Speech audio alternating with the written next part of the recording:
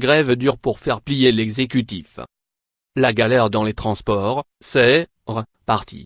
Ligne fermée, circulation des trains très perturbée ce mardi matin, à la SNCF, la bataille du rail entamée lundi soir par les cheminots contre le projet de réforme du gouvernement s'annonce massivement suivie.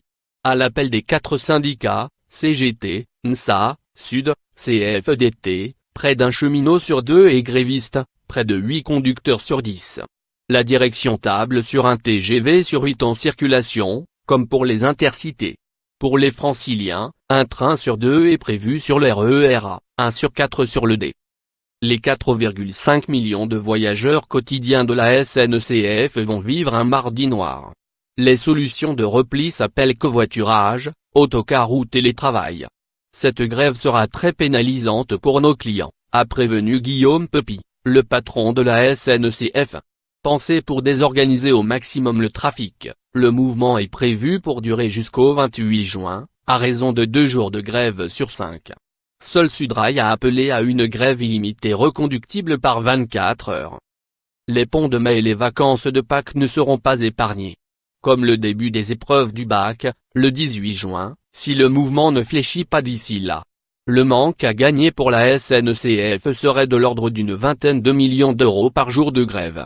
Philippe Martinet, le patron de la CGT, a appelé à la convergence des luttes. Dans leur mécontentement, les cheminots sont suivis par les éboueurs et les employés de l'énergie. La branche énergie de la CGT appelle, elle aussi, à la grève, contre la libéralisation du secteur.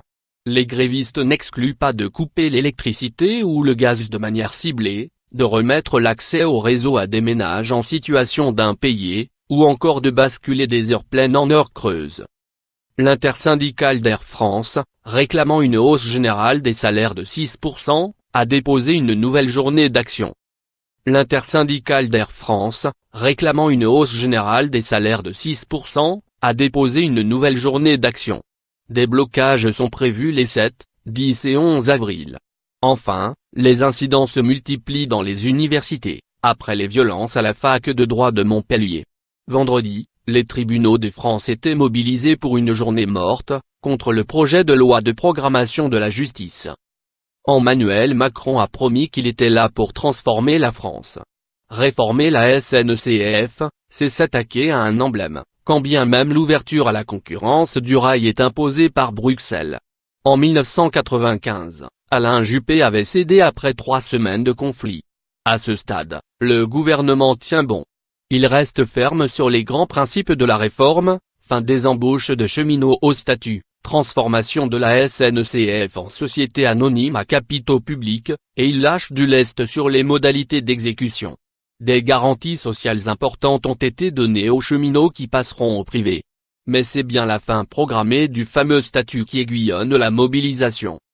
Lire aussi, Laurent Berger, pour éviter l'éruption, il faut renforcer la cohésion sociale.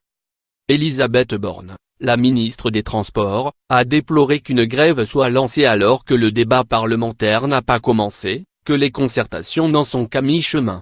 L'exécutif, autant que les syndicats, a beaucoup à perdre, et à gagner, dans ce bras de fer. Il permettra d'apprécier leur rapport de force avant les réformes cruciales à venir de la fonction publique et des retraites. Comme toujours, l'opinion va jouer les arbitres. Selon un sondage IFO pour le JDD, son soutien à la grève reste minoritaire, mais il progresse. Les Français n'ont pas envie de subir 3 mois de galère que rien ne justifie, a prévenu Elisabeth Borne, s'adressant aux Parisiens. 12 partis de gauche, dont la France Insoumise et le PCF, ont apporté leur soutien contre la casse de la SNCF, qui préfigure selon eux celle de tout le service public. Le porte-parole de l'REM, Gabriel Attal, a, lui, appelé à sortir de la gréviculture, dénonçant une opposition de principe, un conservatisme. Quant à Gilles Legendre, porte-parole de l'AREM à l'Assemblée, il affirme qu'aucune de ces sources de conflit n'ont de lien, sauf quand on y voit la CGT, qui cale les stratégies de grève par exemple dans l'énergie exactement sur celle des trains. Une dizaine de jours pourrait suffire à esquisser le portrait du vainqueur.